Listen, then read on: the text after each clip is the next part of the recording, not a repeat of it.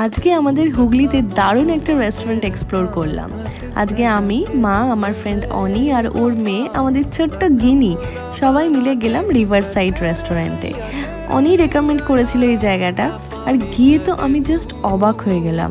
হুগলি শহরে এত সুন্দর অ্যাম্বিয়েন্সের একটা রেস্টুরেন্ট খুলেছে, ভাবতেই পারা যায় না।